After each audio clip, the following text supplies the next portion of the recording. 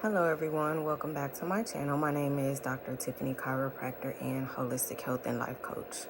Today we have to take a break from our regular routine regarding energy, health and wellness, grounding and things of that nature to discuss something that's extremely important that's affecting my community, specifically my sisters.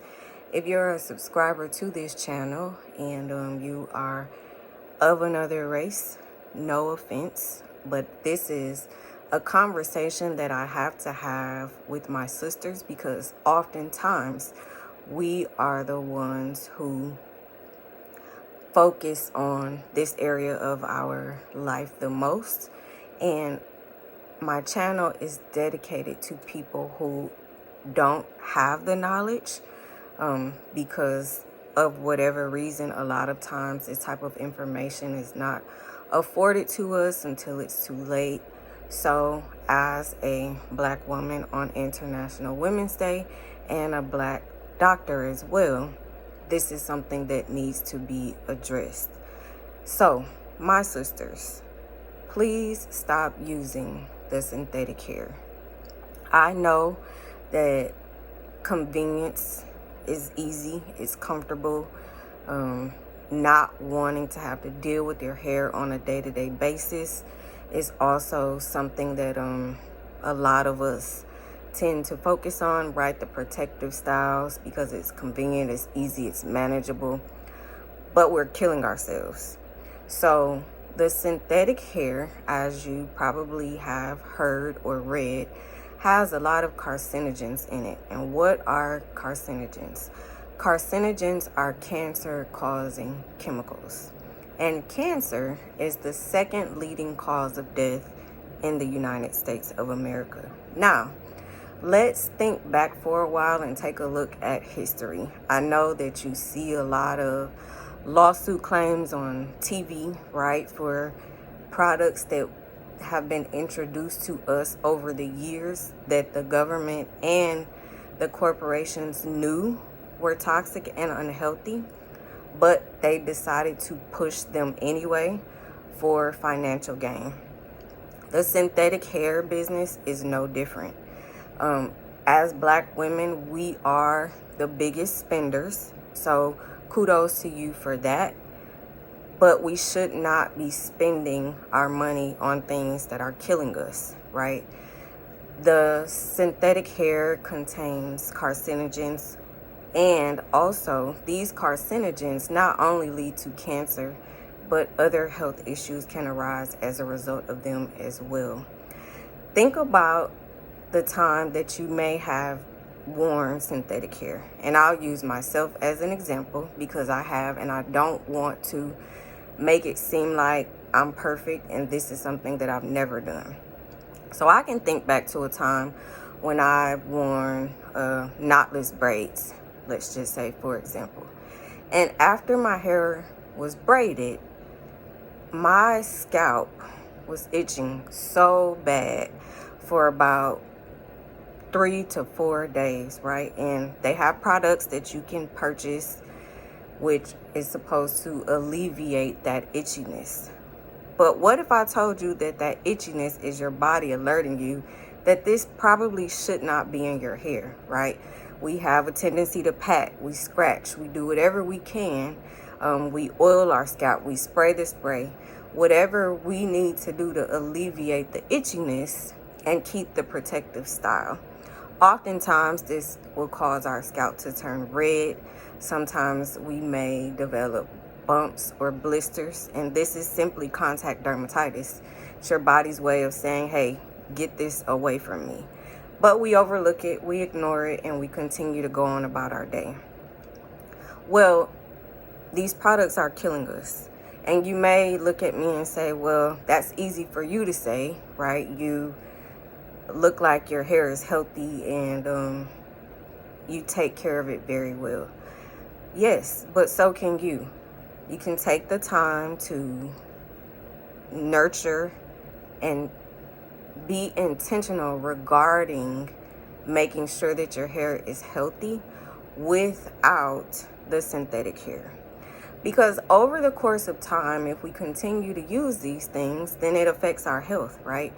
And we don't want to look back 20 years from now like we're doing with the birth control and any other products that they've forced upon us. And we look back and we're able to say, hey, we developed PCOS from that birth control that was approved by the FDA, and they knew it wasn't good for us, but they marketed it as something that alleviates painful periods or improves acne. And yes, it may do those things, but it also has an extremely negative effect on your body. Now, should these products be banned? Absolutely. Should the FDA ban it? Absolutely. But we know, just like with the red dye ban, that is not something that they're going to do immediately. This is something that we have to fight for. And in the midst of that fight, you have to do your due diligence and do the work and stop buying the products. We are beautiful.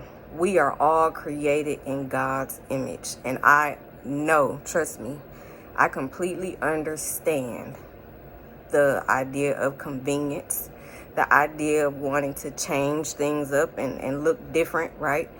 I get all of that, but not at the expense of negatively affecting your health, which will eventually lead to dis-ease and then disease.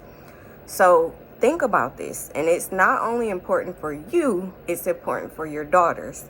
Now, I don't have a daughter, I have a son, but a lot of women are putting the synthetic hair also in their daughter's hair when they are having their daughter's hair braided in a protective style. Oftentimes they want to add length to it, or whatever the reasoning is behind it. This synthetic hair is releasing those toxic chemicals into the bloodstream of not only us, but our babies. And we know that as a result of that, it is negatively affecting the health of our daughters. So it's not only releasing those carcinogenic chemicals, it's also releasing lead, right? And so this is something that is serious. This is something that we have to prioritize. This is something that we have to start to push back and say, okay, we don't want to continue to use this. The same thing with cosmetics, right? A lot of the cosmetics have toxic chemicals, and while they have banned some, they have not banned all. But I strongly encourage you to do your research if you are choosing to use a protective style. If at all possible, stop using the synthetic hair. If it's not something that you can stop doing right now, come up with a plan to help you transition into something a little bit different. And I will provide the link to a podcast that I was able to watch today, and I feel like it was very informative because the gentleman was able to talk through an article that was on Consumer Reports regarding the synthetic hair.